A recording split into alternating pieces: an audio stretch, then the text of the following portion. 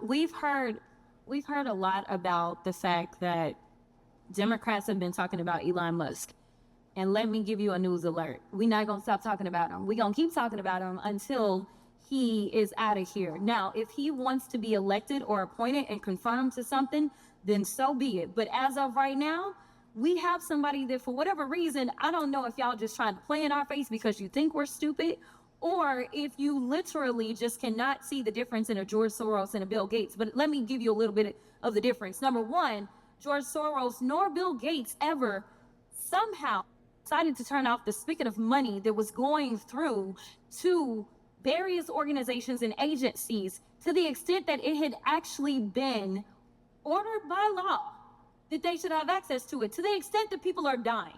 There are people that have died as a result of this antic, and there are now farmers that are screaming that they may lose their family farms because we have over $500 million worth of food that is sitting and not going anywhere because of the attempt to shut down U.S. aid. So let me tell you, that is the big difference between the two of them. And let me also tell you that a big difference between Democrats and Republicans is that we don't just say we believe in the Constitution, but we walk it like we talk it. What does that mean? That means that if we believe in the Constitution, we don't just pick out the Second Amendment and say that it is limitless, nor do we pick out the First Amendment and say that it is limitless. The thing about the Constitution is that it has always been a balancing test. There are limits to this. And right now, what we continue to hear from a certain side of the aisle is that there are no limits to this lawlessness. In fact, there are limits.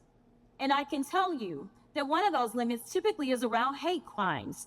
You may or may not know that when it comes down to it, if somebody decides that they want to send something hateful in, say, the U.S. mail, they can actually go to prison for that, up to 5 years in prison. So yes, there are always going to be limits. So when we start to talk about Trump and him being pulled down on any platform, this just happened to be after he incited an insurrection. This just happened to be after, in a bipartisan way, this particular chamber decided that they were going to impeach him. So there was something a little different about what he did, because as we know, it led to people actually dying.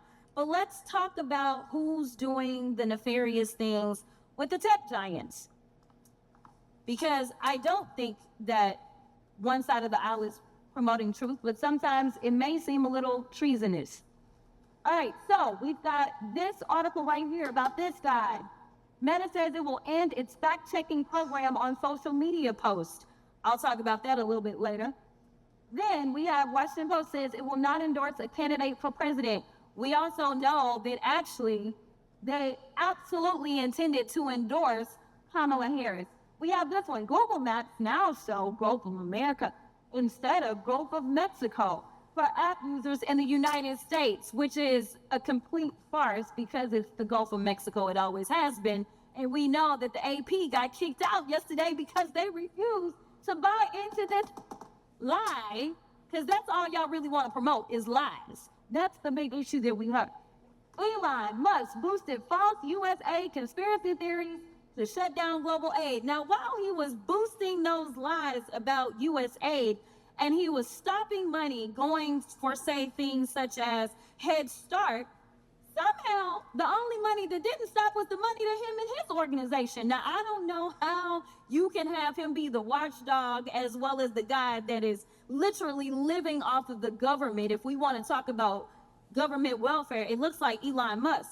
Because it's my understanding that just on yesterday, a new contract was approved for approximately $300 million for Elon Musk. So listen, I just want y'all to be honest. You want to sit here, you want to lie, because so often we hear, well, yeah, we did lie. In fact, he admitted that he lied when he was in the Oval Office yesterday.